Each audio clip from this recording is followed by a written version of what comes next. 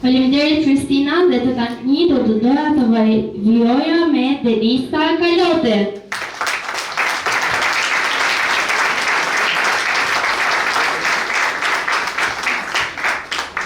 Faleminderit që sot këmë ne. Faleminderit.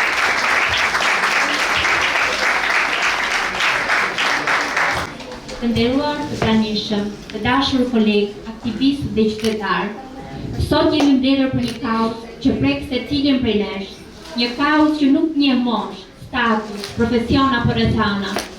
Dhuna ndaj grave është një sfidë reale, e përditshme dhe shpesh e heshtur.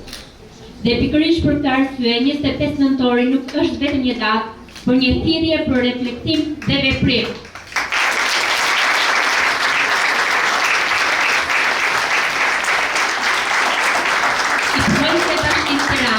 Çdo ditë ka mundësi të shoh nga afër situata të vështira, histori që prekin zemrën dhe realitete ku gratë përballen me sfida të mëdha.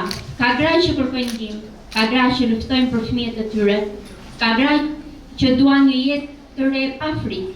Dhe është detyra jonë institucionale, për mbi të gjitha njerëzore, t'u gjendemi pranë, t'u hapim derën dhe t'u japim mbështetje.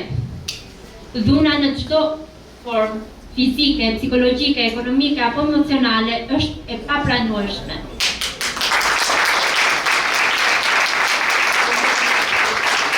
Ajo shkatëron familje, plagos fëmijët, bret vetbesimin dhe shuan ëndrat. Dhe ne si shoqëri nuk duhet ta normalizojmë, as ta arsyetojmë, as ta fshim në heshtje. Sot dua të flas për gratë shqiptare, për nënat që sakrifikojnë çdo ditë, për motra që na mbështesin pa kushte, për vajzat që rriten në ëndra të mëdha dhe meritojnë sigurinë e një shoqërie të drejtë.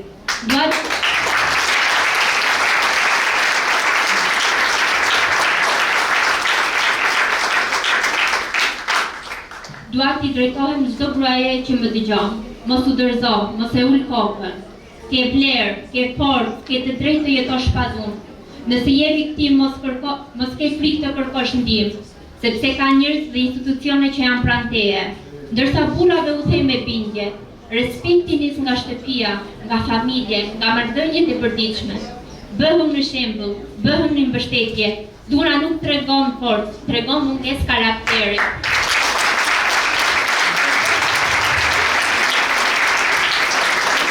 Sot më shumë se kur na duhet bashkëpunim, na duhet solidaritet, na duhet të qëndrojmë krah njëri tjetrit. Për të thënë me zë të lartë, dhuna nuk ka vend në Tiranën tonë, në Shqipërinë tonë, në asnjë familje.